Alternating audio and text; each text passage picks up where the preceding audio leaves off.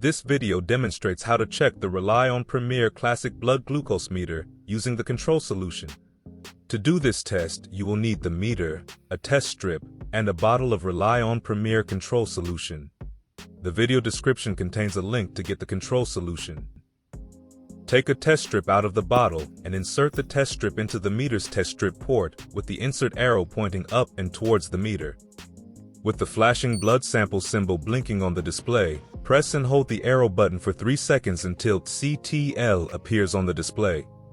When CTL is displayed, the result is stored in the meter's memory but is not included in the averages. Next, shake the control solution bottle well. Also, make sure to check the expiration date on the bottle and to use it within 3 months of first opening the bottle. Remove the cap and squeeze the bottle to discard the first 1 or 2 drops. Then, wipe the tip with a clean tissue or cloth. Next, squeeze a small drop of solution onto a clean non-absorbent surface.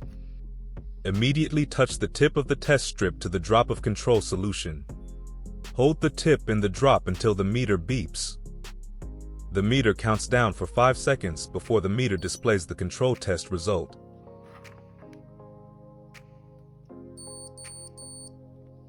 Compare the result displayed on the meter to the range printed on the test strip vial. The result should fall within that range. In this case, the control solution is level 1.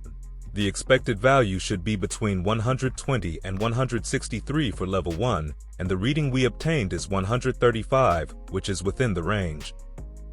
If your control test result is out of range, do not use the meter for blood glucose testing and contact customer service to resolve the issue. Thanks for watching.